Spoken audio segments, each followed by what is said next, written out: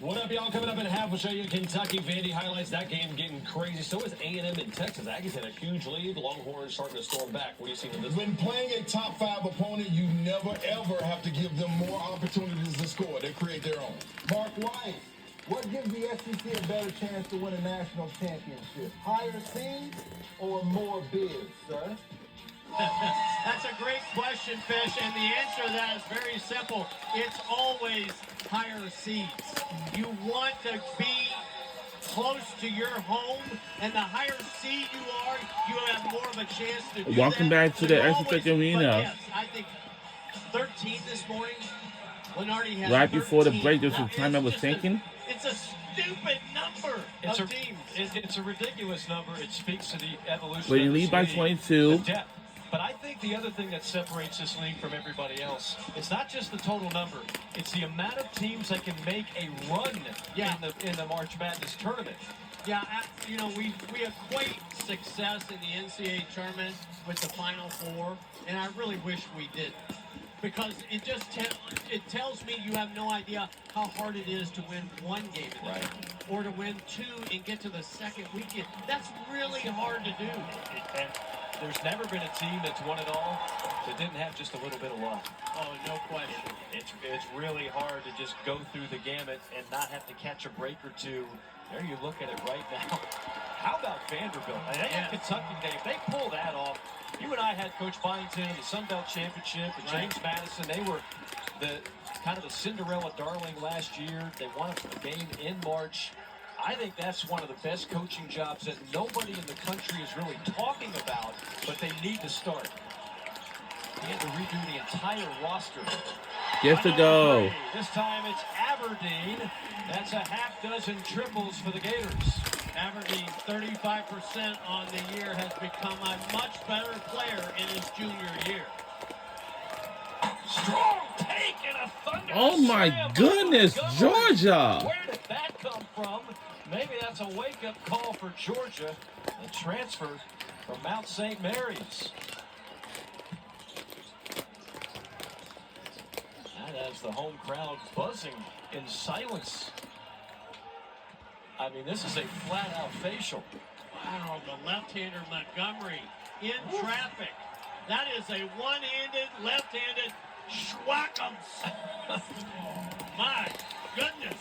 He missed much of the early part of the season, had to get his academics in order. He was the Metro Atlantic Freshman of the Year a year ago. He was a Floridian out of Broward County, Florida.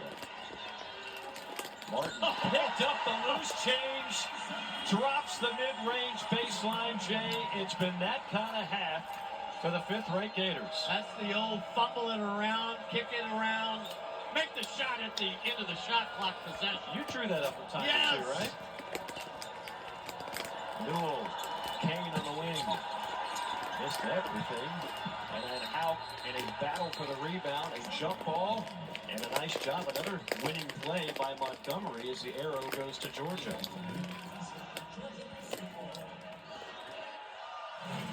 Take another look at Thomas Houck, the sophomore, who's made a big leap in his production from a year ago. You know what? I really like that call by Don Daly. Both guys had it. They're both falling out of bounds. No fouls involved. Yeah. That's the right call. My veteran Final Four official, Don Daly. Don Daly, Stephen Anderson, Patrick Evans are through today as the shot clock ticks under 3 seconds to go. Montgomery just throws up a heave, hits the rim, but it took him too late to spot the shot clock. Under 2 minutes to play in a nearly perfect half for Florida.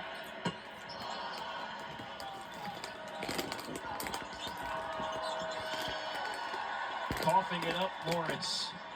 Kane saves a bucket on the other end to Aberdeen, but yet another turnover on this Georgia squad.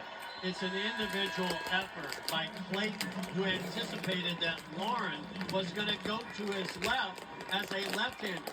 And that's what disrupted the play and forced yet another miscue by Mike White's team. Well, they got Houck inside on a seal. You know, Mark, the obvious question, because when you look at these numbers, I mean, it's not often that an SEC team has 13 turnovers in the first half. Right. We want to give Florida credit defensively because they're getting after it, and they brought the intensity and the juice on the defensive end. But how much of it is that, and how much of it is just simple carelessness with the basketball for Georgia? Well, when you get into a turnover mode, it's almost contagious. And I go back to this. Out of all those turnovers that Georgia's had in the first half, it's come from 9 different plays. And you asked Mike White, what's the next step at shoot-around? He said, we haven't gone to, like, okay, you're out. You turn the ball over. But in a game like this, who would you take out? It would be a revolving door. That's a great point. It would look like a hockey shift change. Exactly. No, that's exactly what Coach White said. When asked the question, said, I might have to just start yanking guys. You might have to yank another one.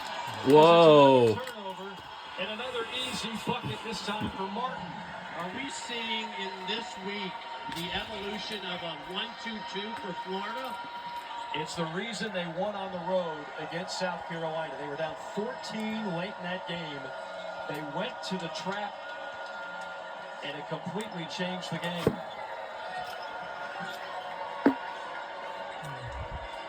Full court pressure has worked again today for Florida. So has defense in the half court. Great job by Haupt. And Chinyalu, a little too ambitious on the alley-oop down low. And that did not please Todd Golden at all. Look at this. Already 14 steals, the most in an SEC game in 11 years. Yeah. You know, if I were Aberdeen, what I would tell Todd Golden? I was thinking 2 for 1 there, Coach. We're under 2 minutes to go in the second half before That's this. 2 for 1. Before we hit the halftime. Kane drops it. Now, he's been a bright spot. He has. By the way, the 14 So our steals record from the is last game, Gators have had to settle 17-2, so far for just 11 steals 4-2, in and this first half. my very They've famous had team, first Georgia, forced got 14-5 to win 4. Shot clock is off. Aberdeen will mill Shot it. clock turned off, so we can beat it at the buzzer. Aberdeen, step back 3. That one rims off. Wow. That is how the half will come to a close. And a memorable one at that for the Florida Gators. A 51-burger. 51-26. The 5th-ranked Gators lead Georgia here in Gainesville as we send you to the We're on terrific SEC Network for for today's rivalry game. Thank you, Mike. 51 On to SEC 26, Network. hotter than Chris Doran's highlights back in 1995 there for the Florida Gators. I'm Peter Burns. That is Ron Slay. Damian Fishback. I mean, listen.